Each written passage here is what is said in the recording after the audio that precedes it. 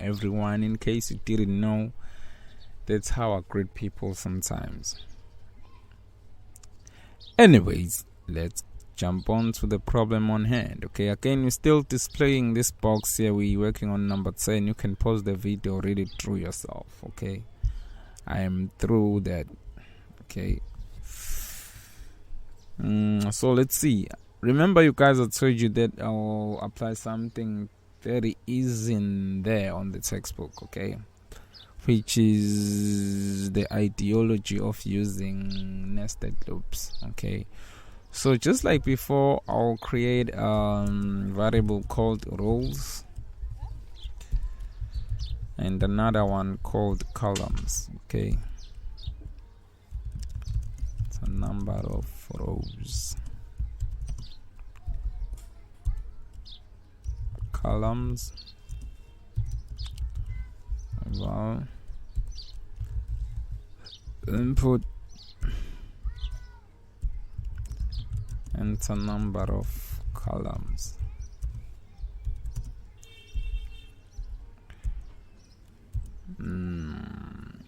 Okay, now let's jump to the core of this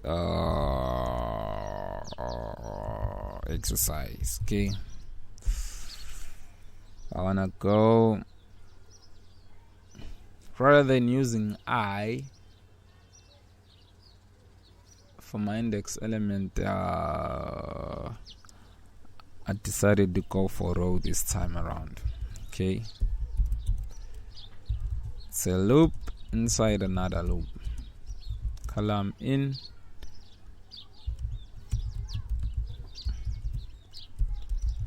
columns.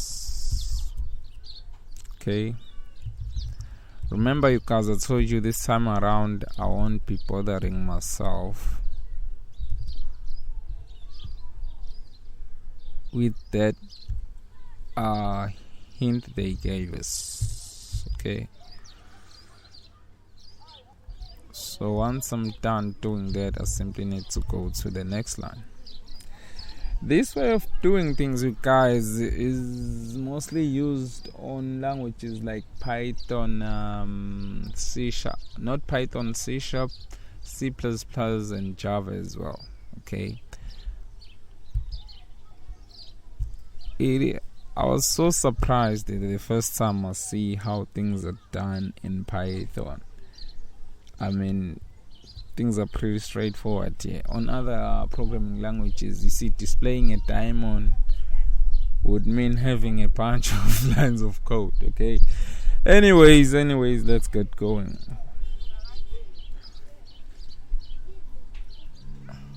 While on the other hand, here with Python, you just do only a few things. Okay, this is not A, that's supposed to be B. Okay, now let's hit the hit button and see what we get. Again, here we go. Stupid as people, as they pass by, they don't mind to just yell out of the blue, especially kids. Okay, as you can see, we've got 9 columns, 5 rows. Okay, that's gonna be it, you guys. I thought I should just touch on 2 things that probably most of you don't even know. Okay, so that's gonna be it, you guys. I'm wrapping up now.